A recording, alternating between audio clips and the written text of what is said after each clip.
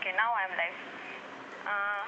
Hello नमस्कार, this is उन्नति Shukla and मैं आपका बहुत बहुत स्वागत करती हूँ foundation of art and culture की ओर से आज के लाइव सेशन में।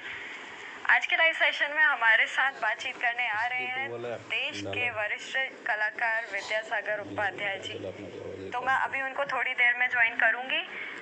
आज के दर्शकों से निवेदन है कि वे हमें क्वेश्चन जो सर से पूछना चाहते हैं उसको व्हाट्सएप के इस नंबर पे मैंने पिन किया हुआ है, इस नंबर पे हमें मैसेज करें तो मैं लाइव वो क्वेश्चंस उनसे पूछ पाऊँगी। सो मैं अभी सर को लेती हूँ अपने साथ।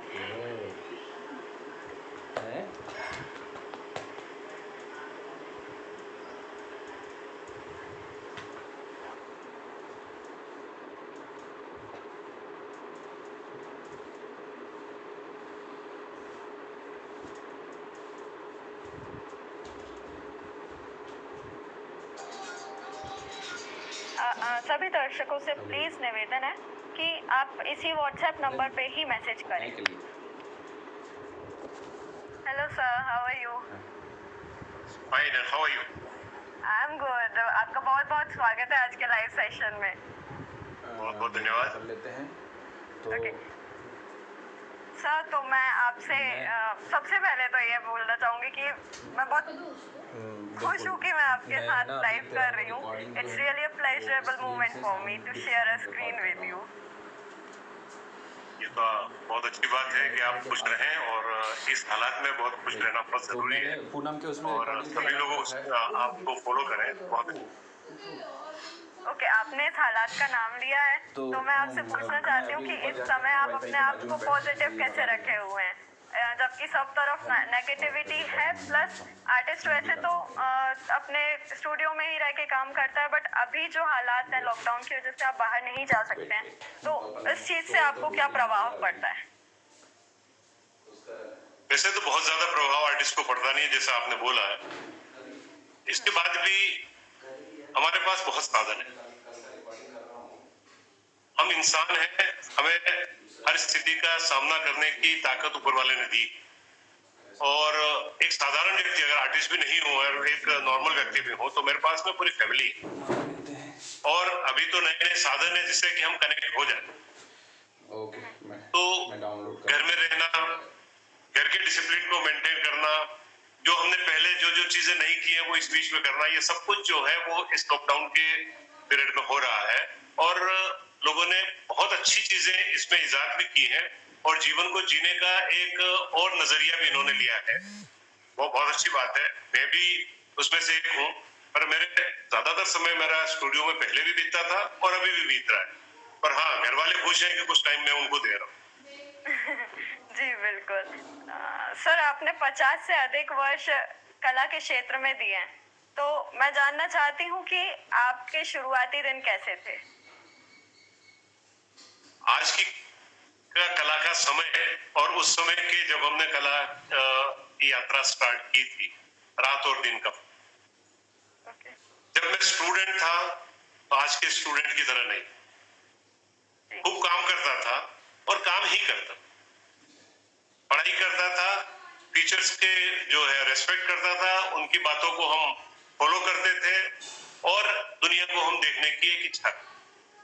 आज समय बदल गया है। आज का स्टूडेंट कलाकार के रूप में स्टूडेंट है, पहले ही अपने आप को कलाकार समझ लेता है कि मैं तो आर्टिस्ट हूँ और स्टूडेंट बनने आता, जो सबसे पहली गलती हो। क्योंकि मैं स्टूडेंट रहा हूँ, मैं टीचर रहा हूँ, दोनों रहा हूँ। तो टीचर के रूप में मैं 40 साल तक पढ़ाया है और 40 साल कम नहीं होते जीवन के। उन 40 वर्षों में मुझे बहुत अच्छे स्टूडेंट्स मिले हैं, बहुत तरह के एक्सपेरिमेंट करने का मुझे मौका मिला है। Art schools, Rajasthan school of art में मैं था तो आर्ट स्कूल को एक नए डायरेक्शन कैसे दिया जा सकता है, मेरी पूरी टीम के साथ में हमने वो सब काम किया है। राजस्थान को हम क्या दे सकते हैं, क्या देंगे, कुछ भी नहीं, पर हमने प्रयास किया। तो आज के माहौल में आर्ट काफी डिफरेंट है और बहुत सारे वेन्यूज भी हैं, बहुत सारे अपॉर्चुनिटीज भी हैं, बहुत सारे सोचने के नजरिया भी हैं और बहुत सारी चीजें जो है रेडीमेड मिल भी रही, इसलिए आज काफी फर्क जी ओके सर। तो आपने लगभग 20 साल तक सिर्फ ब्लैक एंड व्हाइट कलर पे काम किया, और उस पे आपने बहुत ही खूबसूरती से राजस्थान को एब्स्ट्रैक्शन के जरिए बताया। तो उसके बाद 20 साल के बाद जब आप कलर की तरफ झुके तो उसके पीछे का कारण जानना चाहती हूँ, कैसे हुआ ये झुकाव आपका? जब मैं ब्लैक एंड व्हाइट करता था तो मैं उनको कलर ही माना, जी। उसको मैंने सिंगल कलर कभी नहीं माना। मेरे लिए पूरी रंगों की दुनिया सफेद और शाम में होती थी, तो इसलिए उन ब्लैक के अंदर के सारे कलर्स को देखना, आज कलर की पूरी रेंज में ब्लैक देखना, ये इतना सा फर्क है। दोनों में कोई ज्यादा फर्क मेरा हुआ नहीं है, क्योंकि ब्लैक को मैं सब कलरों की जान मानता हूँ, सब कलर्स की का मदर कलर मानता हूँ। तो इसलिए मैंने उसमें जितना मैक्सिमम हो सकता है वो मैंने किया। और जब मैं ब्लैक से कलर पे आया तो निश्चित रूप से मेरे लिए एक बहुत बड़ा चैलेंज था और एक अलग दुनिया के साथ में मुझे जीना था। पर मैंने जैसा कहा कि मैं ब्लैक को कलर के रूप में देखता रहा हूँ और नेचर को मैंने ब्लैक एंड व्हाइट फोटोग्राफी की तरह मैंने अपने आर्ट को भी उसी तरह से वो किया था। जो ब्लैक एंड व्हाइट से आज कलर फोटोग्राफी आई तो बहुत ज्यादा फर्क नहीं पड़ा, बहुत सारी चीजें देखने की बनी हुई। इसी तरह से मेरी यात्रा शुरुआत तो थोड़ा सा जरूर रहा, पर मेरे से ज्यादा लोगों को रहा, क्योंकि उनकी आदत थी मेरे चित्रों को श्वेत शाम देखने, और वो श्वेत शाम से एकदम रंगों में देखते हैं तो उनको लगा कि ये क्या परिवर्तन किया, क्यों किया। तो क्यों क्या का बहुत ही अलग ही एक अप्रोच है। पर हाँ, मैंने एक चैलेंज के रूप में लिया था। जब मैं पूरा full established black and white painter था तब मैंने उसको छोड़ा है, और इसके बाद में मैंने रंगों की दुनिया में जो अलग अलग जो पैलेट है मेरी उसमें लिया है। तो निश्चित रूप से उस चैलेंज को मैंने एक्सेप्ट किया है और मैं उसको मजे ले।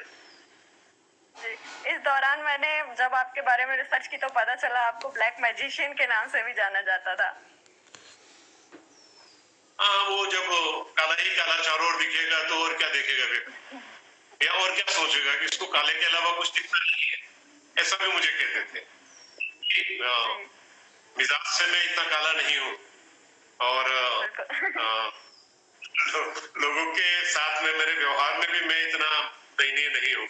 तो इसलिए लोग तो जानते थे कि ये इनके इस काले में जो आनंद है वो पूरे आनंद को जो है वो जीने वाला कलाकार है। मेरे जैसे बहुत सारे,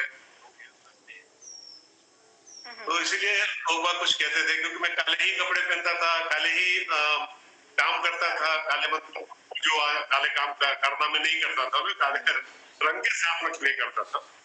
तो इसलिए थोड़ा सा ये कहते थे और मुझे अच्छा भी लगता था, कोई ऐसी बात। ओके। मैं आपने जब पहले ही बताया आपके टीचर्स के साथ आपका रिलेशन, कि आपने कला को बहुत अलग टाइप के थे आज के स्टूडेंट के कंपेयर में, तो मैं जानना चाहती हूँ कि आपके टीचर्स की वो क्या बातें आपको आज भी याद हैं, आप क्या उनके बारे में बोलना चाहते हैं आपके टीचर्स के? सबसे पहले तो मैं अपने टीचर्स पे ड्यू रिस्पेक्ट जो है वो, उनसे मैं केवल बात सुनता था, उनसे मैं कोई करेक्शन नहीं लेता, ना उनके काम को मैं फॉलो करता, और वो जो कह रहे हैं उसको मैं एक्सेप्ट करूं वो जरूरी भी नहीं हुआ। इसलिए हमारे टीचर्स और मेरे बीच में कई बार जो है वो कुछ गलत फहमियां भी हो जाती थी। जब मेरे काम में वो बात आती थी, या धीरे धीरे उनको समझ में आया मेरा व्यवहार कि मैं थोड़ा सा विद्रोही प्रवृत्ति का हूँ, मैं लीक से हटके काम करने की या थोड़ा एक्सपेरिमेंटल अप्रोच के साथ में मैं जीना चाहता हूँ, जो घिसी पिटी लाइनें हैं उससे हटके मैं कुछ करना चाहता हूँ, तो उनको भी अच्छा लगता था कि हाँ मैं ऐसे स्टूडेंट्स को चाहिए, और उन्होंने मुझे एनकरेज। ये बातें तो होती है टीचर और स्टूडेंट की अंडरस्टैंडिंग, और उसके बीच में जो थोड़ी बहुत हॉट डिस्कशन की स्थितियां, और ये नहीं हो तो फिर स्टूडेंट लाइफ याद नहीं रहती ना, तो याद रखने के लिए बहुत जरूरी है। जी, ओके। आपका फर्स्ट एग्जीबिशन शायद से पेंसिल ऑन पेपर का था। उस टाइम आप जॉब कर रहे थे और कोई ऐसे आर्ट सप्लीमेंट्स नहीं थे, तो मैं जानना चाहती हूँ आर्ट के फील्ड में ड्राइंग का क्या महत्व है? देखिए, मेरी फर्स्ट एग्जीबिशन बहुत अच्छा एक्सपीरियंस है मेरा। जो मैं एक ऐसे गांव में जॉब कर रहा था जहां मुझे कलर नहीं मिलते थे, जैसे बार बार मैं हर इंटरव्यू में बोलता तो उन उसका सब्स्टिट्यूट के रूप में मैंने पेंसिल और पेपर यही लिया कि इसके आधार पे मैं कैसे काम कर सकता हूँ। तो इसके बाद ही मैंने ब्लैक पूरी सीरीज की है। तो गांव में जो कुछ मिल जाता है या मैं कुछ ला सकता था तो उससे ड्राइंग स्टार्ट की। ड्राइंग या स्केचिंग आज भी मैं खूब करता हूँ और वही मेरे रियाज का सबसे बड़ा साधन है। उसी से मैं अपने पेंटिंग्स को या अपनी कला यात्रा को आगे तक ले जा रहा हूँ। उसी से मुझे एनर्जी मिलती है, उसी से मुझे नए नए सोच के, नए नए अप्रोच के, नए नए मीडियम के, नए नए स्पेस को प्ले करने के सारे जो सोच है वो मुझे इन ड्राइंग से या स्केचेस से। आर्टिस्ट का जरूरी नहीं हर आर्टिस्ट है आज के समय। मैं करता हूँ, मैं उसकी इंपॉर्टेंस जानता हूँ और उसके बगैर मैं जी नहीं सकता या मेरी आर्ट आगे नहीं बढ़ सकती, ये मैं मानता हूँ। ओके, आप राजस्थान से हैं तो मैं जानना चाहती हूँ कि राजस्थान की आपकी मन पसंदीदा सबसे ज्यादा क्या पसंद जगह आपको सबसे ज्यादा पसंद है? ऐसी कौन सी जगह है जहाँ आप चाहते हैं कि हर इंसान जाके घूम के आए? देखिए, मैं राजस्थान, मेरी यात्रा भी यहीं से स्टार्ट हुई है और आज भी मेरी कलाकृतियों में राजस्थान ही झलकता है। और सबसे अधिक मुझे इम्प्रेस करता है तो वो है चित्तौड़। उदयपुर से तो रहने वाला हूँ मैं, आधा उदयपुर का ही हूँ, तो इसलिए उदयपुर तो मुझे जहन में है ही, पर उसका नेक्स्ट जो एक अप्रोच है वो चित्तौड़। चित्तौड़ के किला, चित्तौड़ के जो पूरा माहौल है वो और बूंदी, दो जगह मुझे बहुत ज्यादा इम्प्रेस करती रही है और मेरे आरंभ के कला यात्रा में उनका बहुत बड़ा महत्व है। तो मैं चाहूंगा कि हर व्यक्ति चित्तौड़ जरूर जाए, बूंदी जरूर जाए, जैसलमेर जरूर जाए, जयपुर जरूर आए और उदयपुर जरूर जाए।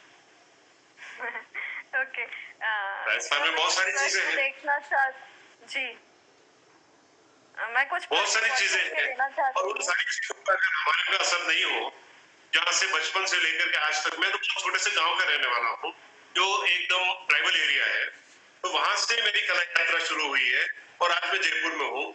इसके बाद भी मैं दुनिया घूमता हूँ, सबके जैसा मौका मिलता है, जो भी कलाकारों के साथ में गैलरीज में, म्यूजियम में देखता हूँ, बहुत कुछ आज तो देखने मिलता, पर शुरुआत में ये सारी चीज नहीं थी और वहां से निकल के मैं यहाँ तक आया हूँ। तो निश्चित रूप से मैंने बहुत सारे स्ट्रगल्स किए होंगे, बहुत सारी चीजों के साथ में समझौता भी किया होगा, विद्रोह भी किया होगा। मैं एक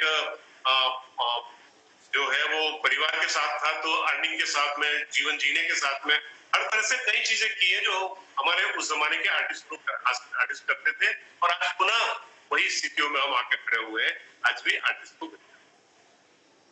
जी, आपने स्ट्रगल की बात की तो मैं जानना चाहती हूँ कि आपका फर्स्ट एग्जीबिशन और क्या-क्या स्ट्रगल ऐसा था जो आपने किया अपने जीवन में इस मुकाम तक आने के लिए? छोटे से गांव में नौकरी की, जहां पहली एग्जीबिशन मैंने 200 रुपए में की। ओके, 25 रुपए में गैलरी बुक की है, 25 रुपए में कार्ड मैंने प्रिंट करा के पोस्ट किए थे और बाकी जो वहां रहने का, खाने का, जाने का, आने का, ये मतलब कुल 200 रुपए में मैंने पहली एग्जीबिशन की है और 250 रुपए उसमें कमाए। मतलब 2 ड्राइंग मेरी बिकी थी तो 250 रुपए में बिकी थी। तो इससे ज्यादा आनंददायक स्थिति एक आरंभ के कलाकार के लिए और क्या हो सकती है। तो मेरी बहुत अच्छी शुरुआत है और उसको मैं कभी भूल नहीं सकता। और वही शुरुआत मुझे ड्राइंग्स ने दी है, पेंसिल ने दी है, ग्रेफाइट ने दी है और उन गांवों ने दी है, उसके माहौल ने दी है, जो आज तक मैं जीता हूँ और मैं अपने कलाकृतियों में मौका आने पे उसको जहाँ मुझे जरूरत होती है मैं उसको यूज करता हूँ। तो वहां से लेके फिर इसके बाद में कुछ काम करते रहे, कुछ फायदे होते रहे, कुछ रिकॉग्निशन मिलता रहा, कुछ काम बिकते रहे, कुछ और मौके मिलते रहे, तो हम धीरे धीरे करके और यहाँ सर, आपने स्ट्रगल का नाम लिया तो क्या स्ट्रगल सिर्फ फाइनेंशियली ही देखना चाहिए या कलाकार के जिस हिसाब से वो आगे बढ़ रहा है कलाकृति में उस हिसाब से भी देखना चाहिए?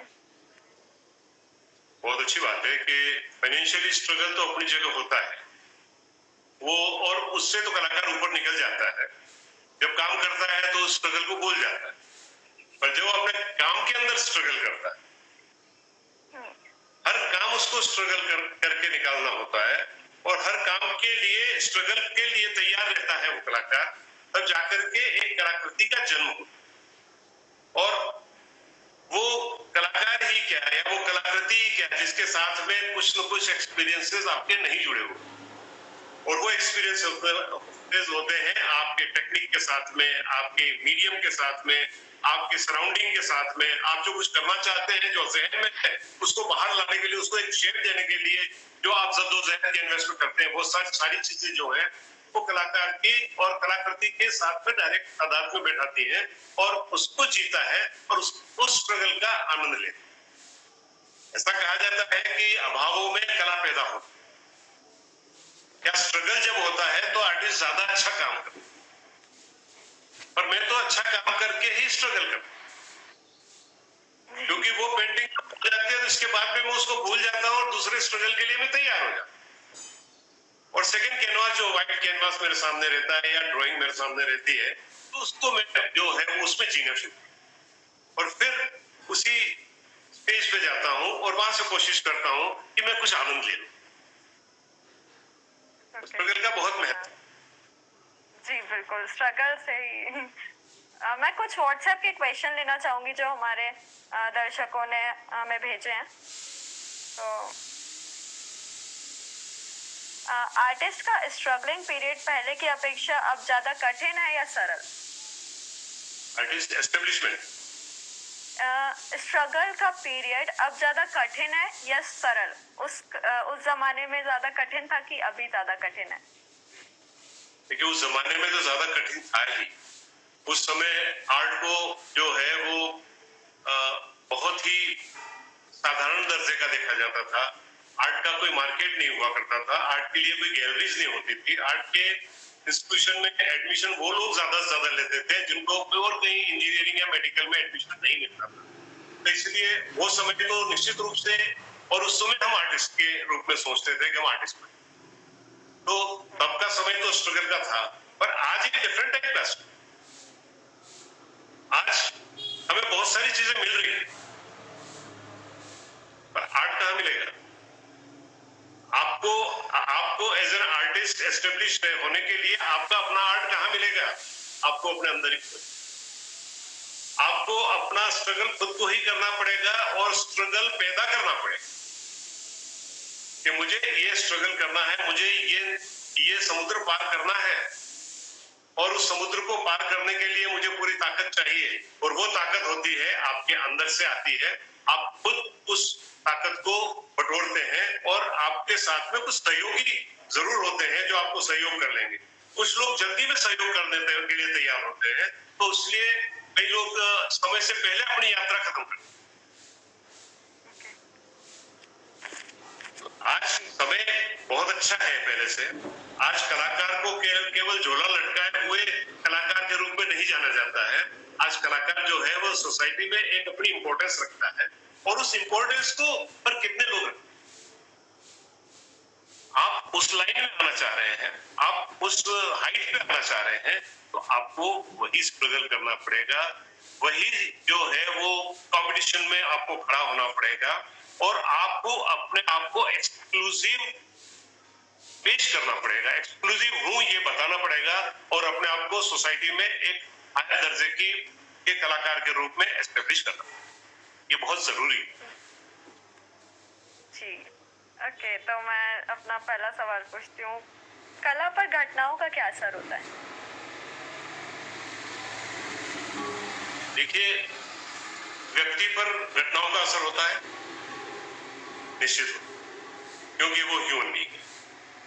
जब व्यक्ति अपने भावों की अभिव्यक्ति करता है कला में, तो घटनाओं का असर क्यों नहीं? पर वो किस रूप में होता है, कितना होता है, कैसे होता है, और उसका आउटपुट क्या होता है?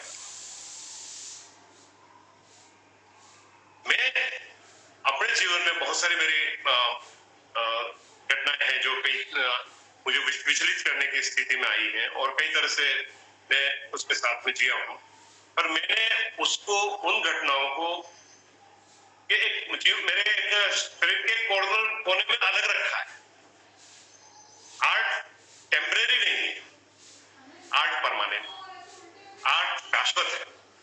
तो कलाकार की जो कलाकृति है वो कल का आईना है, आज का ही वो नहीं है। केवल घटनाओं को पेंट करने के लिए हमारे पास में कुछ हमारे ही भाई लोग हैं जो उस घटनाओं को पेंट करते हैं, जैसे कार्टूनिस्ट है, जैसे फोटोग्राफर्स है, वैसे ही कुछ सामयिक विषयों को पेंट करते हैं वो कलाकार। तो उनके लिए हमने छोड़ रखा है। और मैं जो एक डिफरेंट टाइप के सोच के साथ जीता हूँ, या कला को मंदिर में जाता हूँ तो मैं वो बहुत सारी चीजें भूल करके केवल उस भगवान को ही देख करके और मैं जो है वो एक अलग दुनिया में चला जाता हूँ। वैसे ही मैं कैनवास के सामने आता हूँ तो मैं एक अलग दुनिया में, और उस वो मेरी अपनी अलग दुनिया जो है वो घटनाओं से प्रभावित नहीं होती है। घटनाओं को जज्ब करने की ताकत मेरे में होगी, एक कलाकार में होती है, उसको जज्ब करता है। हो सकता है उसका प्रभाव उसके कलर्स पे आए, तो उसकी पैलेट जो है वो थोड़ी चेंज हो सकती है, उसका जो काम करने का जो अप्रोच है उसमें कुछ बदलाव आ सकता है, उसकी स्पेस ऑर्गेनाइजेशन में कुछ चीजें आ सकती हैं। तो ये चीजें तो होंगी, पर इतना ज्यादा भी नहीं कि मैं ये नहीं कहता कि जो है वो मुझे घटनाओं का प्रभाव मेरी कला में पड़ता है। ठीक है। कला और चिंतन का क्या संबंध होता है? कला और चिंतन का क्या संबंध है?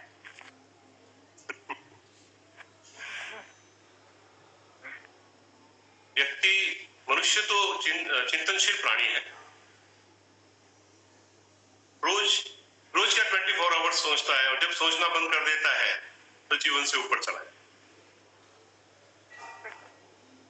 तो सोचना और सर्जन करना दोनों साथ साथ चलते, बिना सोच के सर्जन नहीं होता है, और सर्जन के लिए सोच की जरूरत है। हम कलाकृति करते हैं तो उसमें एक सोच होती है, एक भाव होता है, एक सौंदर्य बोध होता है, एक अभिव्यक्ति का एक मार्ग होता है। उस मार्ग को लेने के लिए हम निश्चित रूप से कुछ मानसिक अप्रोच के साथ में हम आर्ट में चलते हैं, और तभी जाकर के एक स्तर से जो है वो ऊपर की सोच हमारी कलाकृति में भी दिखती।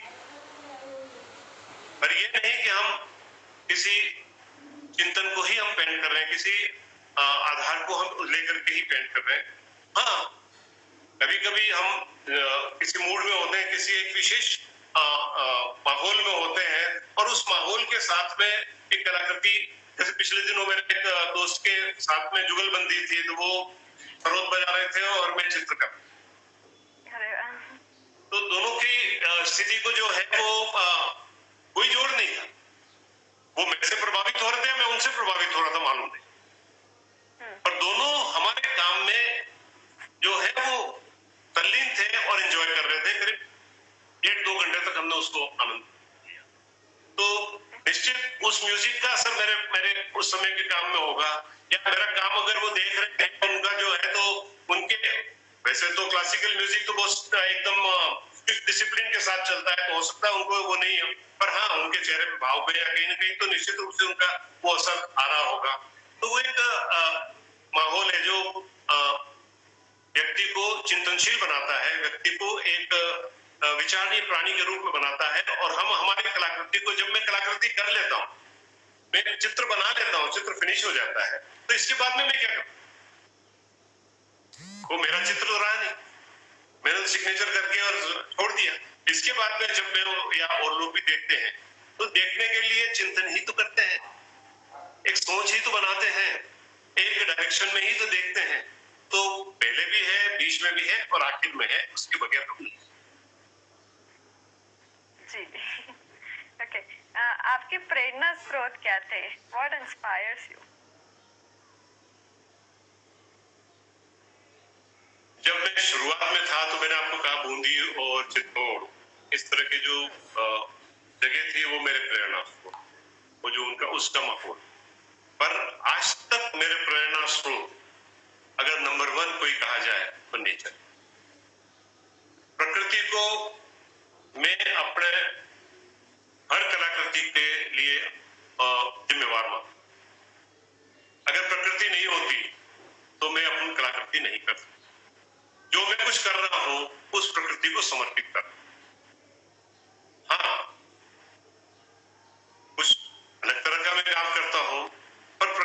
जो चीज विद्यमान है वही मैं करता हूं, उससे हटके मैं नहीं करता।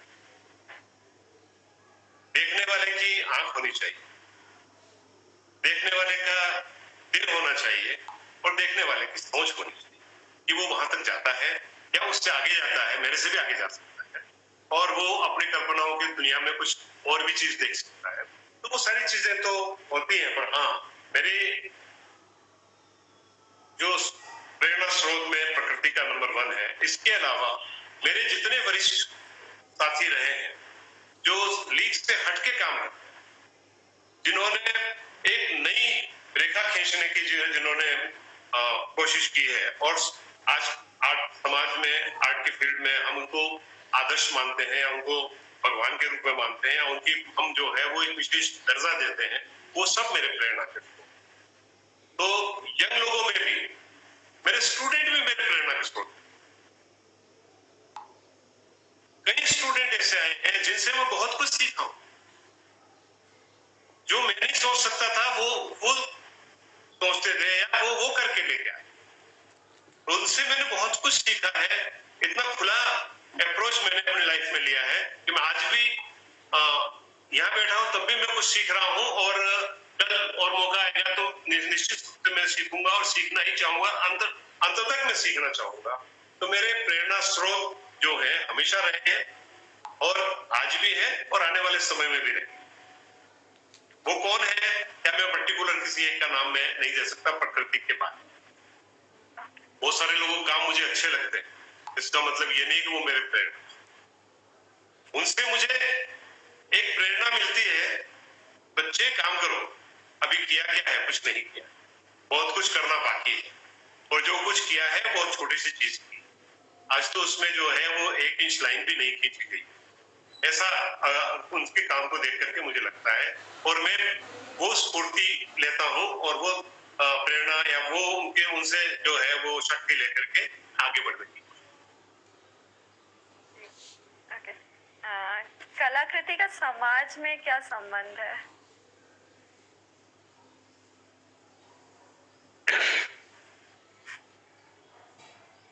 समाज में हम रहते हैं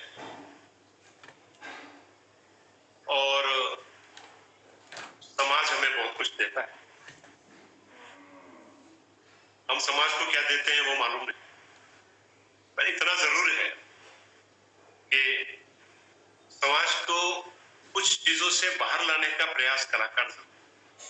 अगर हम म्यूजिक का साउंड सुनते हैं तो हम कुछ समय के लिए दुनिया से दूर हो जाते हैं और अपने आप में लीन हो जाते हैं। वैसे ही आर्ट एग्जीबिशन में आप जाएंगे, आर्टिस्ट के स्टूडियो के साथ में जाएंगे, आर्टिस्ट से आप बात करेंगे तो आपको वो सारी चीजें मिलेगी जो आपने कल्पना नहीं की है। तो बिना समाज की कला नहीं है और बिना कला के समाज नहीं। पर जिस रूप में आप ये जो प्रश्न जो जनरली पूछा जाता है वो कम्युनिस्टिक अप्रोच में प्रश्न पूछा जाता है, वो वामपंथी विचारधारा के साथ में प्रश्न पूछा जाता है, वो टॉल्स्टॉय की बात के साथ में प्रश्न पूछा जाता है। मैं उस पर विश्वास कला जब मैं करता हूं तो शुद्ध कला, समाज में मैं जीता हूं तो मैं एग्जीबिशन करता हूं। जब मैं एग्जीबिशन करने जाता हूं तब मुझे लगता है कि समाज और हमारा एक रिश्ता है, क्योंकि वहां मुझे दर्शक चाहिए, वहां मुझे आर्ट क्रिटिक्स चाहिए, वहां मुझे आर्ट फॉलोअर्स चाहिए और वो सब समाज ही देता है। आर्ट बायर्स चाहिए, आर्ट गैलरीज चाहिए और वो समाज का ही अंग है। तो इसलिए कला और समाज का बहुत गहरा संबंध है। पर हाँ, जैसा अगर कलाकार का ये दायित्व है कि वो समाज से इस तरह की कोई बात करे, क्या समाज का दायित्व नहीं बनता कि वो कलाकार के बारे में सोचे? कितने भारतीय हैं, कितने हमारे लोग हैं जो कलाकार के कितने स्ट्रगल के बाद में ये पेंटिंग की होगी, उसके बारे में कभी सोचते हैं? तो ये रेसिप्रोकल मामला क्यों नहीं हो सकता? रेसिप्रोकल मामला ही होना चाहिए। हाँ, हमारी कलाकृतियां कुछ लोग खरीदते हैं, हम कुछ म्यूजियम्स खरीदते हैं, कुछ गैलरी के थ्रू जाती हैं, ये सब बात तो होती है, इसीलिए कला है और इसीलिए कला का समाज में महत्व भी। पर अधिकतर लोग कला से विमुख रहते हैं। मेरा केवल इतना से ही आग्रह है कि ज्यादा से ज्यादा लोगों को कला के साथ में जुड़े रहना चाहिए, कला प्रदर्शनियों में जाना चाहिए, आर्टिस्ट के स्टूडियोज विजिट करने चाहिए, आर्ट ट्यूशंस के साथ में जुड़ना चाहिए, स्कूल्स में आर्ट एजुकेशन को महत्व देना चाहिए, बच्चों में कला और संस्कृति के गुण उसमें देने चाहिए जो एक अच्छे नागरिक के लिए जरूरी है। अगर समाज और कलाकार मिल करके कुछ पैदा करें तो निश्चित रूप से और भी अच्छी स्थितियां होंगी जो आज और अच्छी स्थितियां भी हो सकती है और हम एंजॉय कर सकते हैं और ज्यादा कलाकार समाज में आ सकते हैं। और जो आज जैसे इंजीनियर डॉक्टर्स बनने की बात करते हैं वैसे ज्यादा से ज्यादा कलाकार बनने की बात करते हैं जो इस देश के लिए जरूरी है। ज्यादा से ज्यादा म्यूजियम होंगे जो इस देश के लिए जरूरी है, ज्यादा से ज्यादा आर्ट गैलरीज होंगी, ज्यादा से ज्यादा आर्टिस्ट की अच्छी स्थितियां होंगी जो जरूरी है एक सोसाइटी। जी ओके, आपने आज की स्थितियों पे बात किया। आपने एक समय बिताया है जब आपने राजस्थान आर्ट को उस मुकाम तक पहुंचाया है जहां आज वो है। आपने एक जिया हुआ है वहाँ पे। एब्स्ट्रैक्शन जब नहीं हुआ करता था तब भी आपने वहाँ एब्स्ट्रैक्शन किया। आप एक अच्छी कम्युनिटी में थे, तो उस समय की कुछ यादें कैसे थे वो दिन राजस्थान आर्ट मूवमेंट? जो चीज नहीं है उस चीज को करना और उस चीज को आगे तक ले जाने का बीड़ा उठाना बहुत आसान काम नहीं। पर मेरा सौभाग्य था जब हमने ये आंदोलन राजस्थान में स्टार्ट किया तो मेरे साथ में कुछ मेरे साथी जो बहुत स्ट्रांगली एब्स्ट्रैक्शन के साथ जी रहे थे, जीने की जिन्होंने ठान रखी थी, वो सब साथ, मैं अकेला नहीं। हाँ, मैंने अपने प्रयास अपनी जगह किए और लोगों ने भी अपने प्रयास किए और सबने अपना मुकाम बनाया। आज ज्योति स्वरूप हमारे बहुत वरिष्ठ कलाकार रहे हैं, वो एब्स्ट्रैक्शन से ही आर्टिस्ट पैदा हुए और एब्स्ट्रैक्शन में ही खत्म हुए। आज वो इस दुनिया में नहीं है पर उनकी कला को हम बहुत आगे तक की सोचते हैं। वैसे सुरेश शर्मा हैं, शबीर काजी हैं, ऐसे हमारे दोस्त थे जो हमने मिल करके एक आंदोलन के रूप में उसको, मोहन शर्मा जी थे जो सेमी एब्स्ट्रैक्ट के काम करते थे पर उनका काम का एक अंदाज ही एब्स्ट्रैक्शन की ओर ही था। हम लोगों ने बहुत मेहनत की और बहुत आगे तक जाने का, और एक पर उस समय के जो माहौल को कैसे हमने तोड़ करके, और इस जब हम राजस्थान लिटिल एकेडमी में पेंटिंग बेचते थे तो लोग बात हंसते थे, ये आर्ट है क्या? जब मैंने स्कूल ऑफ आर्ट ज्वाइन किया तो मुझे जो है वो प्रेशर था कि अरे ये क्यों करते हो, भूखे मरो। मिनिएचर राजस्थान में बहुत होता था, जैसा आप जानते हैं मिनिएचर एज ए क्राफ्ट जो है राजस्थान आज भी चल रहा है और मिनिएचर की कॉपीज खूब होती है। तो हमारे जो आसपास जो मेरे और दोस्त लोग थे वो सभी कॉपीज करते थे। तो मुझे ये हमेशा ये कहा जाता था कि यार ये कुछ कर लो तो और जो है दो पैसे कमा लोगे।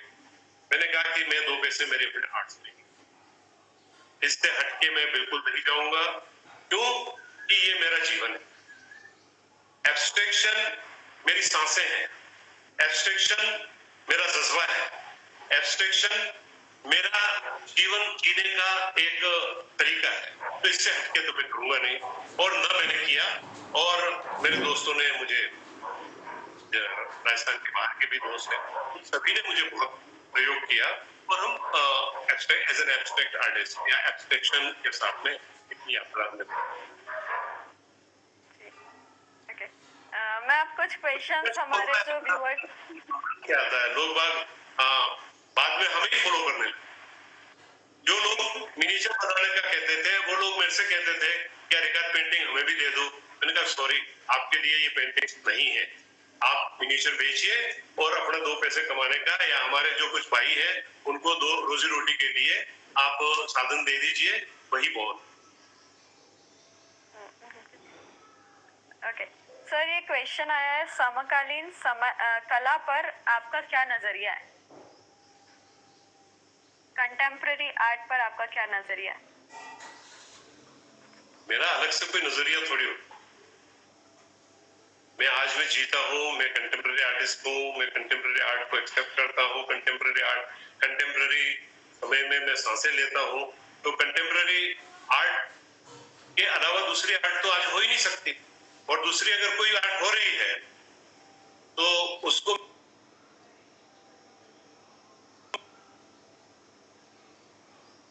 केवल एक लकीर पीटने का एक अंदाज हो। आर्ट मॉडर्न अप्रोच से तो मॉडर्न हो कि आज मॉडर्न से भी एक स्टेप ऊपर बात करते हैं, वही मॉडर्न है पर एक स्टेप ऊपर बात करते हैं, तो उसको कंटेम्पररी कहते हैं। तो आज के समय में सांसें ले रहे हैं, आज की टेक्नोलॉजी को हम ले रहे हैं, आज के जीवन को हम जी रहे हैं, आज के माहौल को हम जज कर रहे हैं, तो आर्ट तो कंटेम्पररी होगी। तो मैं कंटेम्पररी के अलावा दूसरी आर्ट की बात कर ही नहीं। और दूसरा जो कुछ भी आज कोई लैंडस्केप बना रहा है, कोई पोर्ट्रेट बना रहा है, कोई मिनिएचर बना रहा है या कोई स्टिल लाइफ बना रहा है, जो जैसा है वैसा ही बना रहा है, तो उसको मैं आर्ट नहीं कहूंगा। वो स्टडी पार्ट है या वो कोई आजकल बहुत सारे खरीदने वाले हैं तो उनके लिए हो सकता है। पर अगर आपको क्रिएटिव अप्रोच में देना है या एज एन आर्टिस्ट आपको जीना है तो आपको लैंडस्केप को कंटेम्पररी अप्रोच में होगा, पोर्ट्रेट को कंटेम्पररी अप्रोच के साथ लेना होगा, या एक जो पारंपरिक कला को कंटेम्पररी कंटेक्स्ट के साथ में लेना होगा, या कुछ नया अप्रोच के साथ में लेना होगा, तो हम आज जी सकते हैं। तो कंटेम्पररी आर्ट तो बिना उसके आज कोई भी artist as an artist establish हो ही नहीं। देखिए बहुत सारे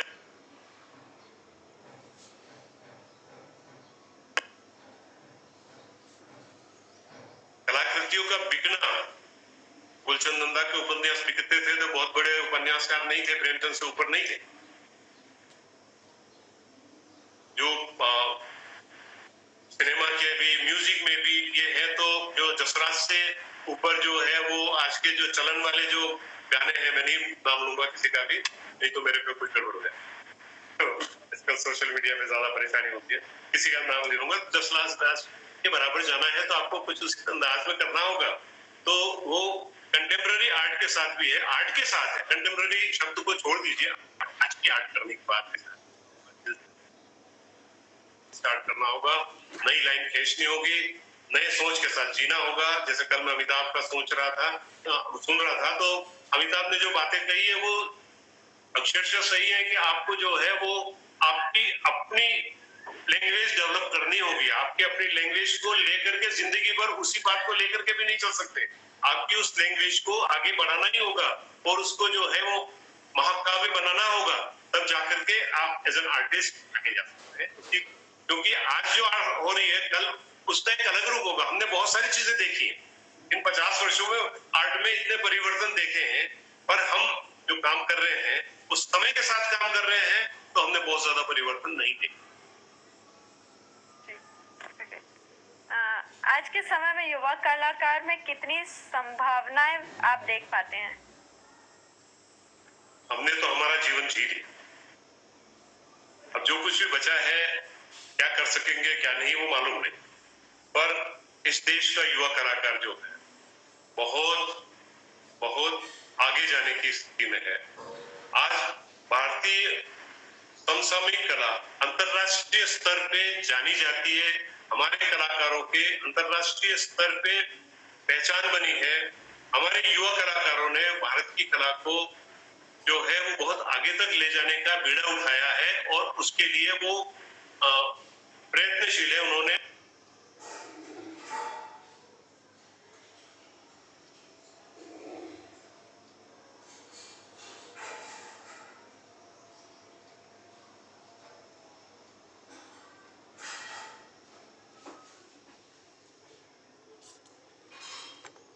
वो अपनी जगह है और उसकी कॉपी करने वाले का महत्व अपनी है।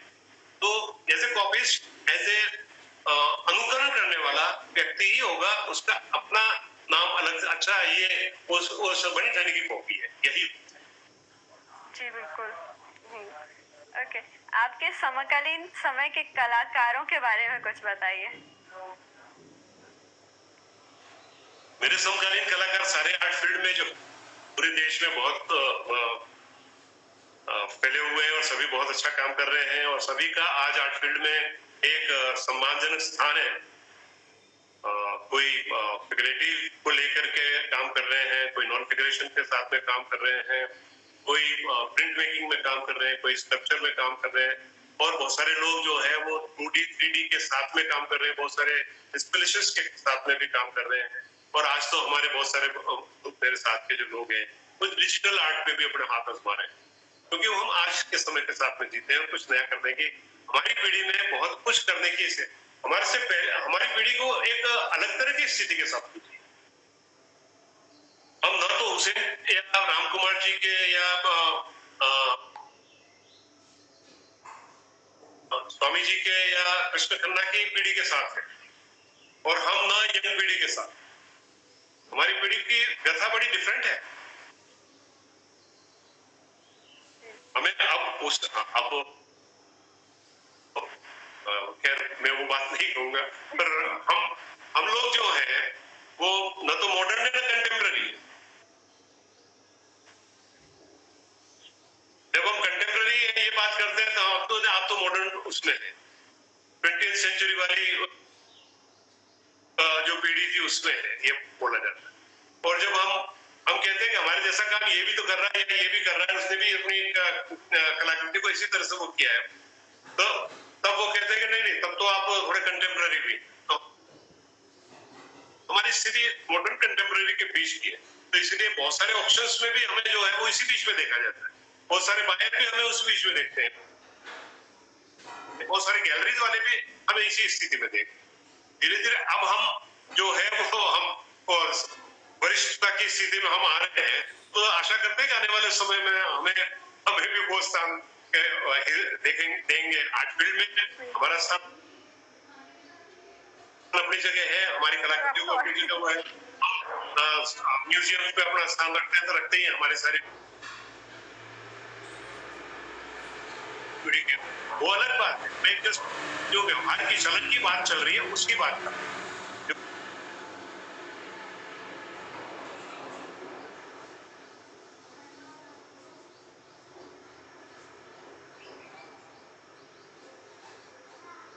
तो आप कई बार देखेंगे हमारी पीढ़ी के लोगों को प्रतिनिधित्व तो कम होता है। किसी भी ऑप्शन में देखेंगे तो बहुत सीनियर लोग हैं या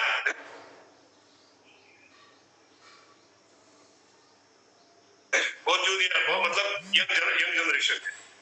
हम लोग की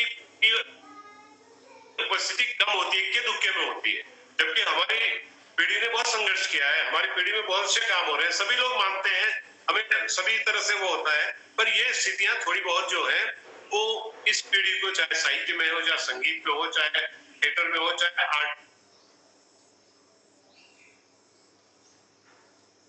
में, सब में होती है और यही हम भी झेल रहे हैं।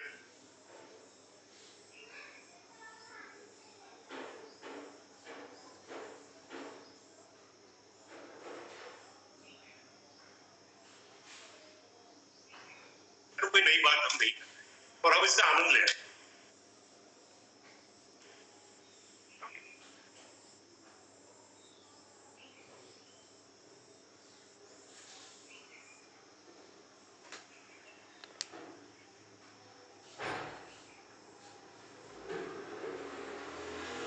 क्या कलाकार बहुभाषी हो सकता है अथवा एक ही भाषी में पूरा कला जीवन गुजारना चाहिए? कला की भाषा के साथ में पूरा जीवन बिताना चाहिए। आर्ट की जो लैंग्वेज है उससे हटके दूसरी लैंग्वेजेस का कोई महत्व नहीं है और विजुअल आर्ट जो भाषा है वो नंबर 2 पे आती है। हम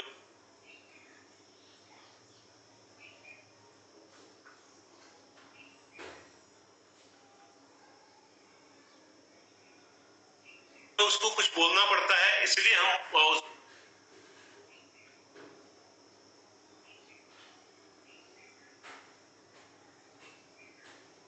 भाषा का वो करते हैं। तो यहाँ ये नहीं है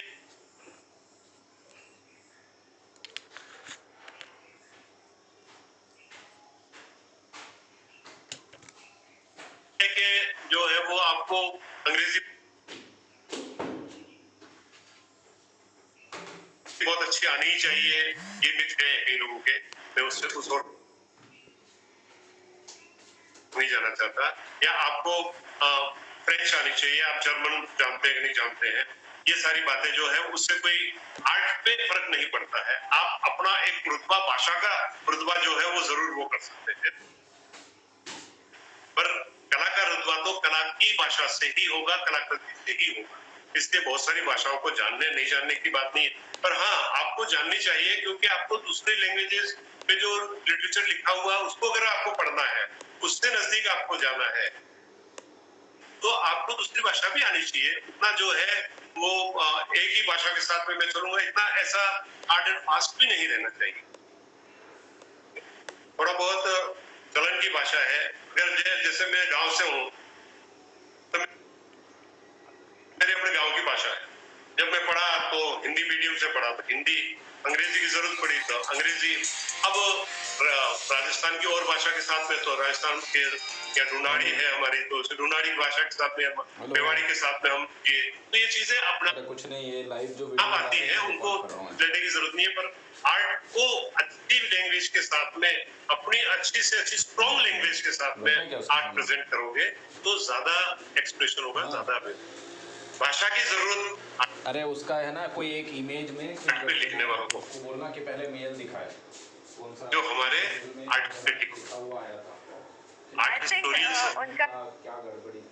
जो सर जो उनका क्वेश्चन था वो कला की भाषा पर था, नॉर्मल लैंग्वेज पर नहीं। कला जैसे एब्स्ट्रैक्शन और जो कला की भाषा नहीं, वो स्टाइल की बात कर रहे हैं। हाँ, बट उनके स्टाइल को पकड़ करके जीवन भर व्यक्ति चल सकता है, रेंग सकता है और पीछे जा सकता है।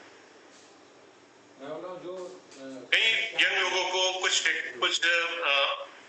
तोड़े मिल जाते हैं, जो कुछ टेक्निक के, जो अपने आप को सोचता है कि ये स्टाइल बन गई या टेक्निक बन गई, जबकि नहीं बनी है। वो उस भ्रम में जीता है कि उसकी अपनी ये पहचान बन गई। मेरे को याद नहीं है कौन सा इमेज में, तो गड़बड़ी नहीं हुआ था ना कोई। अरे भाई 30 साल 40 साल 50 साल 60 साल में आपकी पहचान नहीं बनती है। अब इतने साल के हुए तब भी पहचान नहीं बनी है। पहचान तो आप जाओगे इसके बाद में बनेगी। तो वो ईमेल आईडी डाल के आपको आपकी आर्ट की पहचान के लिए आपको जो है वो आपके पाँव में ताकत होनी चाहिए, आपके हाथ में दम होना चाहिए, आपकी सोच में जो है वो जज्बा होना चाहिए। आपको आर्ट के साथ जीने की ताकत आएगी, तभी जाकर के आपकी पहचान बनेगी। आप ये अगर उस टेक्निक, उस भाषा को लेकर के बैठ गए तो आप जीवन में आगे नहीं जा सकते। इसलिए आप अपनी टेक्निक को, आप अपनी स्टाइल को बहते हुए स्वच्छ जल की तरह रखिए, तो आप बहुत आगे तक जाएंगे। आप देश व विदेश के कई कलाकारों के साथ मिलते जुलते हैं, तो क्या आपको कोई ऐसा किस्सा याद है जो आप सबको बताना चाहेंगे? बिल्कुल नहीं बताना चाहूंगा। ओके। कई तरह के किस्से हैं और बहुत सारे आर्टिस्ट हमारे यहाँ आए हैं, हम भी काफी जगह गए हैं। सब अच्छी ही स्थितियां हैं। निश्चित रूप से जब एक कम्युनिटी की बात आती है तो आर्टिस्ट कम्युनिटी का बहुत अच्छा रूप हमें देखने मिलता है, फिर उसके बाद बहुत सौहार्दपूर्ण रूप हमें देखने अप्लाई ऑनलाइन। आज भी जब हम इस कोरोना के इस महामारी के इस पीरियड में हम गुजर रहे हैं, तो कोई हंगेरी से किसी आर्टिस्ट का मैसेज मेरे पास आता है, तो कोई पोलैंड से किसी का मैसेज मेरे पास आता है, तो कोई कोरिया से मैसेज आता है, या इवन चाइना से मैसेज आया है। तो ये और हम उनसे जुड़ते हैं, तो ये कम्युनिटी की जो फीलिंग है वो इस आर्ट फील्ड में लाल वाला बटन जो है वो आर्ट के थ्रू ही है और आर्ट की भाषा के साथ ही है। चाइनीज आर्टिस्ट मेरे साथ रहे, वो ना तो अंग्रेजी जानते थे, ना हिंदी जानते थे, ना कोई और लैंग्वेज की, वो चाइनीज जानते थे। ओपन करवा, अब हमारा कम्युनिकेशन कैसे क्वेश्चन पूछता जाए वो भरते जाना। उसके पास में ये जो सामने आप देख रहे हैं वो डिब्बा था, उस ठीक है। और अभी सुन फिर वो ट्रांसलेटर उसने लगा रखा था। मैं जो कुछ भी बोलता उसको ट्रांसलेट करके पढ़ते वो करके फिर मेरे से टेक्स्ट, और मेरे से बात नहीं करता था, मेरे डिब्बे में उसकी बात आ जाती। थोड़ा सा मैं तेज भी नहीं बोल सकता फिर। चलो ठीक। तो वो उसका अंग्रेजी ट्रांसलेशन करके, उसका चाइनीज से अंग्रेजी ट्रांसलेशन करके मुझे पोस्ट कर, मुझे भेज देता था, व्हाट्सएप कर देता, मैं पढ़ता, फिर मैं उसको जवाब। पर हम जो बाकी बदमाशियां करते थे तो कोई भाषा की जरूरत नहीं होती। आर्ट जब हम देखते थे और उसने हमें जब उसका अपना प्रेजेंटेशन दिखाया तो अपनी लैंग्वेज बोलता रहा, पर हमने उसके साथ में जो तादाद में बैठाया वो आनंद लिया। ऐसे बहुत सारी चीजें जो है वो एक कंट्री से, एक लैंग्वेज से दूसरे लैंग्वेज हम जाते हैं तो कई चीजें, इवन हम कलकत्ता जाते हैं तो वहां पे भी होता है। अब शुरू में मैं जब पहली बार चेन्नई गया था तो वहां पे भी कोई हिंदी नहीं जानता, अंग्रेजी भी बहुत सारे लोग नहीं जानते। हमारे देश में आज भी है, तो हमारा देश तो पूरी दुनिया है, हमें सारी भाषाओं के साथ में आनंद लेने का हमें जो अनुभव है वो हो जाता है। और हमारे आर्टिस्ट फ्रेंड भी, बहुत सारे आर्टिस्ट फ्रेंड हैं जो अंग्रेजी नहीं जानते, पर वो अंग्रेजी के वो आर्ट के साथ में पूरी अंग्रेजी भी निकाल लेते हैं और हिंदी भी निकाल लेते हैं और अपनी मलयालम या तेलुगु भी निकाल लेते हैं, सब चीज चल जाती है। तो आर्ट का इंटरनेशनल जो एक एक्सपीरियंस है वो बहुत एनरिच करता है, हमें बहुत आगे की ओर ले जाने की एक ताकत है। चलते वापस कर। हमने हमारा देश देखा है, हमारा बहुत रिच कंट्री है कल्चरल रूप में या पर हम दूसरे देश को भी, कभी मेरे बीच में इजिप्ट गया, मैंने इजिप्ट के आर्ट को देखा ही था, सुना ही था, पढ़ा ही था, पर जब मैंने उसके ओरिजिनल्स को देखे, वो पिरामिड्स देखे, तो मैं पागल हो गया कि ये इजिप्ट ने उस जमाने में, उस सदियों में, जो हमारे से बहुत पहले की स्थितियों के साथ में इतना सब कुछ कर लिया। वैसे ही मैं कैलाश टेम्पल एलोरा में था तो वहां पे भी उसी तरह से पागलों की तरह देखने लग गया कि ये हमारा इंजीनियरिंग का उस जमाने का सोच था, तो हम कहाँ हैं, हम उसके सामने तो कहीं नहीं दिखते। दो पापड़ खा गया, बोलता है उस तरह की कल्चर के साथ इंटरनेशनल भी चीजें हैं और पहले बताया नहीं ना उसने मेरे को पापड़। तो एक्सपेरिमेंट एक कलाकार के जीवन में क्या मायने रखता है? क्या कलाकार को हमेशा एक्सपेरिमेंट करते रहना चाहिए? मेरा एक ऑर्गेनाइजेशन, 1 घंटे का टॉक था, कहाँ से 1 घंटे में रिकॉर्डिंग हो जाएगा? एक ग्रुप ऑफ एक्सपेरिमेंटर, और ये 67 उसमें मैसेजेस भी आ रहे हैं, वो भी हटाने पड़ते हैं स्क्रीन के ऊपर। और हमने बीड़ा उठाया था कि हम एक्सपेरिमेंटल आर्ट के साथ आर्टिस्ट के रूप में जाने जाएं, और जहां तक हो हम आर्ट में एक ताजी हवा देते हैं। एक्सपेरिमेंट का मतलब यही है कि ताजी हवा हम हमारे आर्ट के थ्रू जाए, जो कर रहे हैं वैसा के वैसा नहीं, उसमें आगे बढ़ने की जो जितनी गुंजाइश है उसको आगे से आगे आप लेके जाएं, और आपका हर वर्क ऑफ आर्ट एक नई दिशा देने वाला हो, नई खोज का वो पैदा करने वाला हो। होता नहीं है ऐसा, पर ऐसा इस तरह का प्रयास हमारा रहता है। मैं इसीलिए बहुत सारे मीडियम के साथ था, एक पेंटिंग में मिक्स मीडिया की स्थिति में पिछले कुछ सालों से मैं चल रहा हूँ, तो बहुत सारे जो भी मुझे नया एक मीडियम मिलता है वो मैं अपनी पेंटिंग पे एक्सपेरिमेंट के साथ, और जब वो एस्टेब्लिश हो जाता है, yes I like this approach, तो मैं उसको काम में लेता हूँ। जहाँ जरूरत होती है वहां समय आने पे उसको मैं अपनी पेंटिंग का पार्ट बना, एक्सपेरिमेंट करता है मन में, दिल में, दुनिया, और बिना एक्सपेरिमेंट के आर्ट आगे जाता ही नहीं। हम काम करते करते एक, जैसे मैं जिस एक सोच के साथ में मैंने पेंटिंग स्टार्ट की है और मैं एक डायरेक्शन में जा रहा हूँ, अचानक ही मुझे उसमें से दूसरा डायरेक्शन दिखता है और उस दूसरे डायरेक्शन की ओर मैं मुड़ जाता हूँ, और मेरा मुकाम जो है बॉम्बे जाने की जगह जो है वो कलकत्ता जाने जैसा हो जाता है। जब मैं पेंटिंग खत्म करता हूँ तो मुझे वही बॉम्बे कलकत्ता में दिखता है। वो जो मुझे एक आनंद जो मिलता है वो, अगर मैं स्टक रह करके एक ही जगह फिक्स रह करके मुझे यही करना है, तो रियलिस्टिक पेंटर्स जो करते हैं फोटो देख करके जैसा है वैसा करके बनाना, ऐसा मैंने करता नहीं हूँ, उससे हटके मैं काम करता हूँ। वही मेरे एक्सपेरिमेंटल अप्रोच का एक पार्ट है, उसके एक्सपेरिमेंट्स को मैं आगे ले जाने तभी मैं प्रिंट मेकिंग में नए नए एक्सपेरिमेंट का मैंने किए हैं। अभी आजकल तो नहीं कर रहा हूँ कुछ प्रॉब्लम से। तो प्रिंट मेकिंग में मैंने किया है। मीडियम मैंने वाटर कलर लिया है, इतने तरह से वाटर कलर को मैंने यूज किया है। टेम्परा के रूप में भी यूज किया है वाटर कलर। हमारे जो ट्रेडिशनल लोग जो टेम्परा करते हैं उसके साथ में मैंने प्ले किया है। फोंटे मैंने यूज किया है, पेस्टल सॉफ्ट पेस्टल को मैंने भी यूज किया है, ड्राई पेस्टल्स को मैंने यूज किया है। इसी तरह से ग्रेफाइट को मैंने यूज किया है। एक्रेलिक कलर में यूज करता ही रहा हूँ। तो प्रिंट मेकिंग किया है, तो बहुत सारे प्रिंट मेकिंग की जितनी भी विधाएं हैं उन सब में हाथ आजमाने की कोशिश की है। तो आनंद इसी में है कि आप जितना ज्यादा मीडियम्स के साथ में प्ले कर सकते हैं, जितने ज्यादा अप्रोचेस आप अपने लाइफ में ले सकें, जितने आप ज्यादा एक्सपेरिमेंट कर सकें, उतना ही आनंद आपको आएगा, उतनी ही आपकी यात्रा लंबी होगी। राजस्थान समकालीन कला में पिछले 3 दशकों में क्या क्या बदलाव आए? जैसे पूरे देश में वो राजस्थान में भी आए आर्ट की जो एक राजस्थान